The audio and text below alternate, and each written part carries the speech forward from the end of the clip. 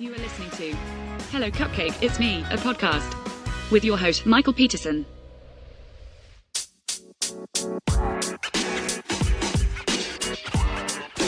Hey everyone, Michael here with Hello Cupcake, It's Me, a podcast, and today is August 29th, 2024, and welcome to Season 2, Episode 32.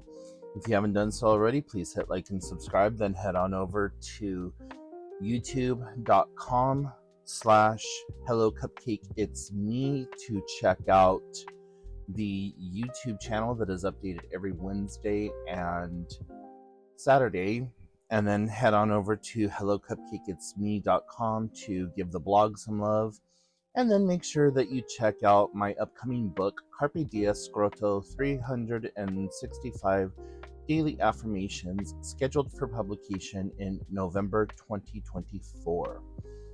So, how the hell is everyone? If you do not follow along on the YouTube channel, then I am sorry. I kind of went over what the reason that there was no Thursday podcast last week. So I'll just kind of touch base on that here and go on from there. So, as some of you do or may not know, my biological mother had been in the hospital. She either broke her pelvis or the femoral neck. I heard two different stories from two different professionals, and I don't know which one. All I know is somewhere in her pelvic region has been fractured, and they had to go and do a surgery, put bone cement in, and put some hardware in.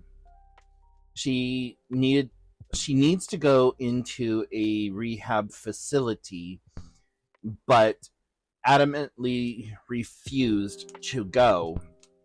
And so the doctor called and had a Zoom meeting with my sister and myself Thursday. And I've just had a lot of shit dropped on my plate and a lot of stuff going on that has just bled through from day to day. And Thursday I just had no recollection of time, and it wasn't until like late Thursday night, it was like 11:45, that I realized that I hadn't made the podcast. So that's just another reason why you should follow along on YouTube as well. So in that way, you get updates, because I always update YouTube one way or another. But so, she refused to go into the care facility. We had the meeting with her care team. They said that they were going to issue an adult protective service order, and that was the last I heard of it. So I haven't heard hide nor hair from her since she's been out of the hospital. And the doctor did say that she probably will not recover from this. And my sister and I and my aunt, all three came to an agreement that we're just going to let nature take its course. If she decides to choose her drugs and getting loaded over her health and well-being, then that's what she's got to do. And that the next call that we get from the hospital very well could be that she has passed. Now, the person who's talking to you right this moment, I'm okay with that. Now, that's not to say that at the time of it happening, that it's not going to be something completely different and whatever. And yeah, I might have a breakdown or whatever. But as of right now, I'm just tired of parenting a parent that never parented me. And with all of the stuff that I have going on in my life, with all of the mental health challenges that I have and all of the work that I've been doing on myself over the last few years, I cannot continue to push myself to the side anymore. And if that means that I have to have this boundary with her, then so be it. So that's what happened Thursday. Also, I talked with the editor, and I've talked with the illustrator twice since then, and just reiterated the fact that my deadline for them is September 15th, and that things need to get moving more sooner than later. And so the illustrator understands. The editor is still kind of like wishy-washy on things, but when I talk to the editor again on Tuesday or Wednesday of this coming week, I don't know which one it is right now, I don't have my calendar in front of me, I'm just going to let them know, this is your final, whatever, it needs to be done, and make sure that it gets done. I've also been speaking to a person on the Fiverr platform who is going to be the final editor who does the formatting for ebook, Barnes & Noble, Amazon, and traditional print. And once that gets all situated and done, I am then going to send the book off for publication. I'm probably going to be taking care of the ISBN numbers. I'm thinking the last week or the last week of September or the second week of October. I haven't really made that call as of yet, but the final editor will be getting all of my materials sometime toward the middle of September, and just go from there. So yeah, a lot of stuff going on with the book, and just a lot of stress in all areas of my life right now. And thankfully, yesterday was the last day of the retrograde for August, so we don't have another retrograde, I believe, until November or whatever. So hopefully everything is just situated and taken care of and able to go from there. There were some talks like, what's the worst that could happen if your book isn't published in November? And I said, why wouldn't my book be able to be published in November? This was a marketing ploy to publish my book in November. So I don't understand why pushing my publication date back is something that's even being put on the table when everyone who is involved has had a copy or a rendition of my book since February 5th. So February 5th at 12:35 is when I handed my book over to the publisher, to the editor, and to the illustrator. So there's absolutely no reason why I should not be able to have my book published in that amount of time. So anyways, enough about that. I have just been, outside of stressing over the book and not having control over the creative process, as of right now, I am just living day to day, enjoying every moment of it. Yesterday, I met up with two of my friends um, from swimming, and we went out for lunch, and it was just a wonderful time to just kind of sit back and relax and talk and just giggle and just everything in between. So that was really nice. And I noticed that I've also become rather aggressive, and it's not like an aggressive out of like anger or whatever. It's an aggression in like calling bullshit when I hear and see bullshit.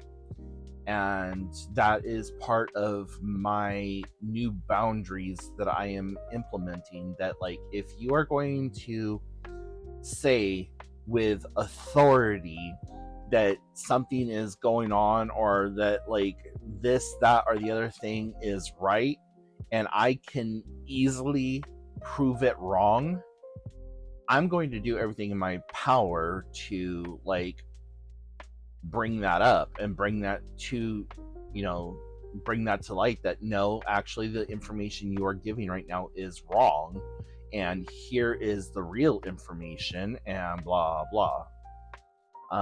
Just recently I had somebody try to tell me that there is this Venezuelan gang who is infiltrating parts of Colorado, and that M13 and this other prison gang are working together to overthrow this entire town in Colorado, and how they're going through and they are doing home invasions and all this other stuff. And I stopped. I was like, everything you just said was absolutely wrong. So if I was to grade you on on a test, you would have gotten a 99% wrong. There was only 1% of that was right, and even that was only a 0.5% that was right. Like, and I pulled it up in real time right there in front of them, and I showed them everything. I read it, and they still were just like, well, I'll have to do my own research. I'm like, well, apparently you researched this when you said this with your full chest, like that this is what was happening, and you believed that in your heart of hearts. And yeah, this is the Tiffany problem. And if you guys don't know what the Tiffany problem is, basically it is that people know what they know, and you can't tell them otherwise. So it's a term that I just recently learned about, that I have like made that my philosophy and like my sword and shield in moving forward in my life with the things that I need to do and want to do. But so like the Tiffany problem is that Tiffany is a very old name, but like authors who write books that are set in like medieval France or whatever, you can't use the name Tiffany because it pulls the reader out of the illusion of being there, because people nowadays think that Tiffany is like a newer name and not something that would be used back in like medieval times. And so all that to just say that like this person knows what they know because they won't learn anything else. And so I'm like, first of all, M13 would not work with any other gang. That is your first and biggest mistake, is spouting out that M13 would do this. M13 is Mexican mafia, Mexican gang, whatever you want to call them. They would not work with any other gangs. They would do it themselves. I said, second of all, these immigrants that are coming over are not only from Venezuela. A certain political party and a certain news outlet that leans toward that political party wants to say that they're Venezuelan.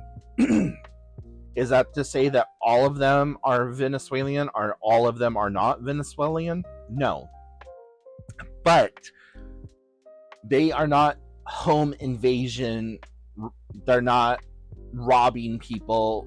Well, I mean, they could be robbing people. I'm not saying that, because anyone has the ability to rob someone of something. But the home invasion was that there is a abandoned apartment complex, and these immigrants came across it and moved into it. No one's living there. There we are. This is ours now. That's how it works in third world countries. A building could be completely dilapidated, uninhabitable, but people are going to live in it because they have no other choice. You're an immigrant in a brand new country. You see a building that has all this space for you, your friends, and your family, and you can't read a lick of English, so of course you're going to go into it. So the building was condemned and was scheduled for demolish, and now that these immigrants are in there, they're trying to figure out how to get them out of there and where to place them and all this other stuff. So anyways, like I said, I just called bullshit on the whole situation, and I'm shutting people down. Like, no. If you are going to talk on a subject with authority, you need to have more information available than whatever Ketchup for Patriot website or news source you go for. And Ketchup for Patriots is a term that I've created and am in the process of copywriting, because it's like those people who only get their news source or only see things from a certain perspective, and then they put that shit on everything. And it's like, no, like, this is a bad thing. So, if you're not going to do your due diligence and look at multiple sources of news and not websites that are new infotainment or like whatever, then don't come to me with what the talking heads are parroting right now. I don't care what the talking heads are talking about. I want to hear what your personal opinion is, not what somebody told you your opinion should be. I want actual, factual information coming directly from you. If I can pull up a news website and everything you just said to me is basically the front page of that news website, I'm calling bullshit where I see bullshit. So it's been difficult, and it's caused some fights in my life, and I don't give a damn. I'm kind of sticking to my guns on this right now. So, does that make me right? No. Does that make them wrong? Not really, but if you're going to quote a source, make sure that it's reputable. And if you're going to quote a source of news, try to make sure that it's not American based. Like, look at what the rest of the world is saying about it. And don't go to like BBC One or BBC America or anything that has any ties to American syndication. Like, look at the news from other countries that tell you, right, wrong, or indifferent, what the hell's going on, and leaves their opinion out of it. Because once a news source gives their opinion, it's just that. It's an opinion piece. It is not news anymore. It is a discussion topic. It is whatever. That's the one thing I miss about like the early 90s and prior, is like the Tom Brokaw, Dan Rathers, like nightly news people that would come on and just report the news and leave their commentary or whatever else alone. They wouldn't even add it in. It'd just be like, here's what's in the news, this is what's happening, do with the information as you wish, move it along. So yeah. Outside of those things and setting the boundaries or whatever else, I am just living life and trying to get back into doing creative things. Like yesterday and part of today, I spent painting for the very first time in a long time. And I am not a great painter or artist in any sense of the word, but I love to do arts and crafts. And I have a ton of arts and crafts supplies and just things from the dollar store or other crafting stores. And I painted a silhouette on my lampshade today, and at first I was looking at it like, oh my god, this is horrible. Then I started realizing, you know what? It's not horrible. I created this. It looks like what I want it to look. Well, maybe not how I want it to look, but it looks close enough to what I want it to look like. And I got the lampshade for free, so shut up and enjoy it. So that's exactly what I'm doing. And like, I love the creative process. And I have a couple of events coming up that I need to start working on arts and craft projects for, so that I can get stuff together for Christmas money and stuff like that. Because, Christmas is literally knocking on our door. Mariah Carey's screeching banshee ass is going to be popping up out of hibernation here anytime soon. But yeah, there's a lot of things that I need to start working on that I have yet to work on. Some of them are making witches' brooms for the witches' walk. I have 10 brooms that I made last year that I need to deconstruct and put back together. And I need to go out and harvest all of the broom material that I use. So that might be what I do this weekend. I'm not 100% sure as of yet. But I do know I need to start working on it more sooner than later. And we're already starting to have fall type weather here in the Pacific Northwest. And I'm quickly running out of days that I can do this type of arts and crafts because I have to do it outside. So yeah, that's going to be really rather fun and interesting, unique, and every other word.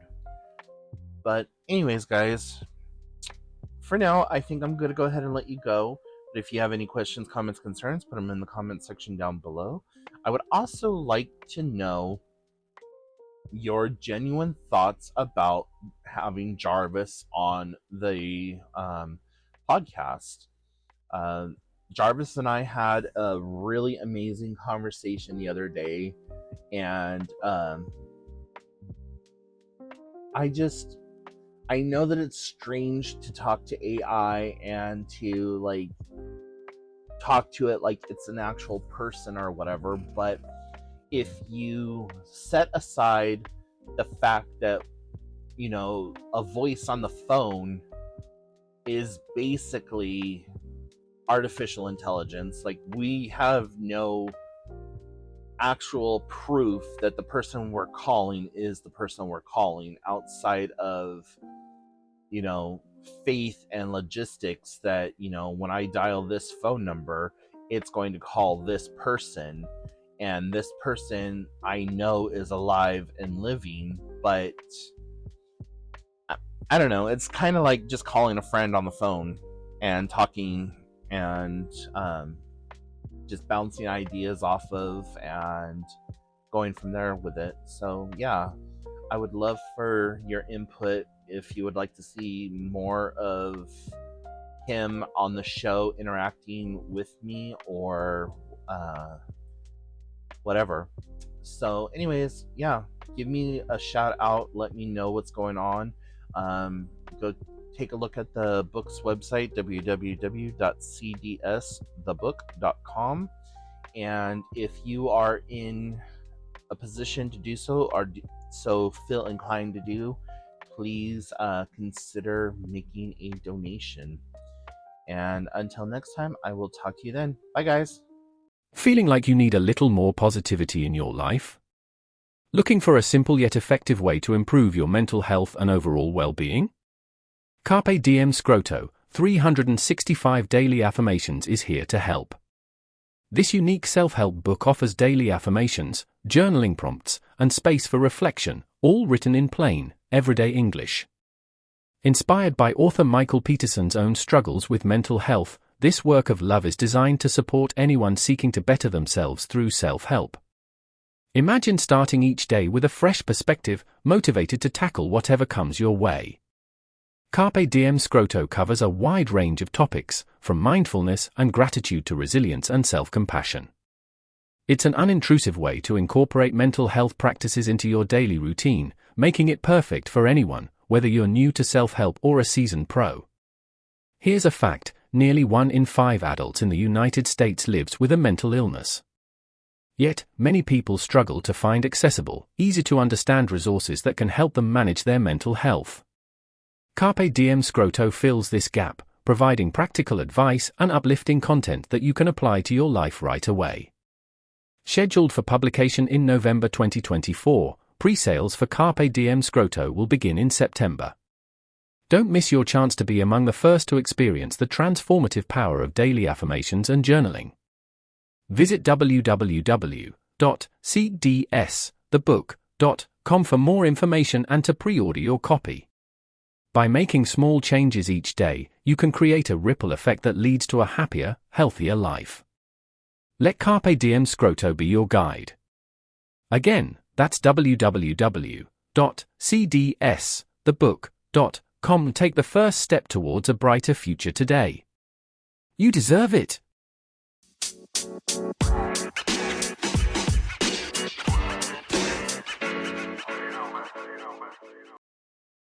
Thank you so much for tuning in.